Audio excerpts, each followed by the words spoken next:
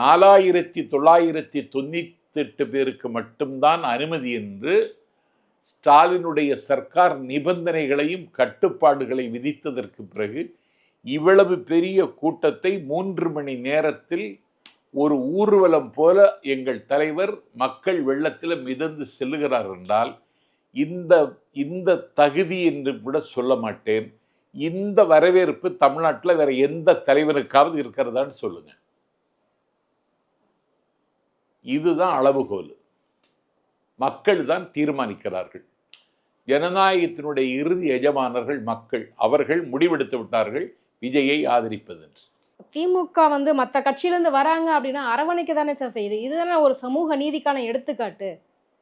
மற்ற கட்சிகளுக்கு போறது தப்பு அப்படின்னு நினைக்கிறீங்களா சார்? இல்ல நான் கட்சி மாறுறதுன்னு சொல்லல. திமுகவுக்கு பரிதாபகரமான நிலைமையை சொல்றேன்.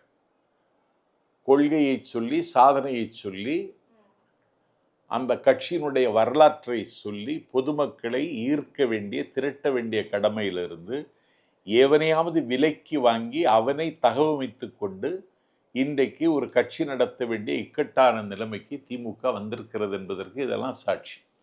மற்ற கட்சியிலேருந்து அவங்கள தானே விருப்பப்பட்டு வராங்க. யாரும் வலை பேசி போட்டு யார் சொன்ன விருப்பப்பட்டு வந்தாங்கன்னு கட்டாயப்படுத்தி எல்லாருக்கும் வேலை பேசுறாங்க. எல்லாருக்கும் வேலை பேசுறாங்க.